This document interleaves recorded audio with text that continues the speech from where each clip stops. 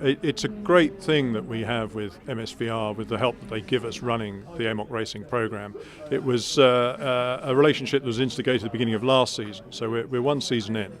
Unlike everything else that we've seen here today, AMOC racing consists of entire meetings rather than standalone series or championships.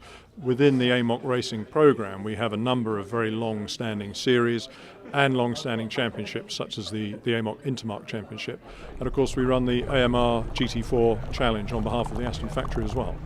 You've got everything from the pre-war Aston Martins right the way through the 50s and 60s cars up to literally stuff that's just rolled off the production line yesterday. So a real variety.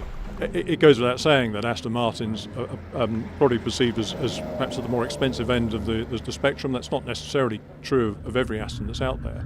But you do have something for everybody in AMOC racing. And it isn't just about Aston Martins.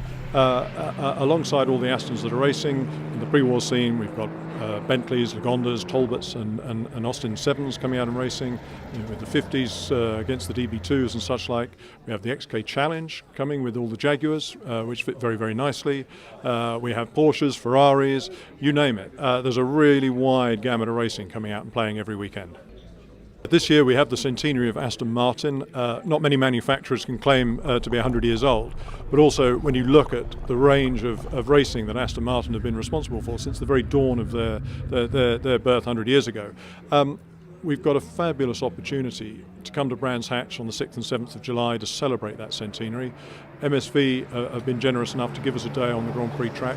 So we have a 2-day meeting. We have the racing on the Indy circuit on the Saturday, racing on the full Grand Prix circuit on the Sunday. We'll be having some very special Aston Martin only races, bringing out some of the great cars from Aston's past, from Le Mans and the 9 Hours, Goodwood and such like, that have made Aston Martin so famous.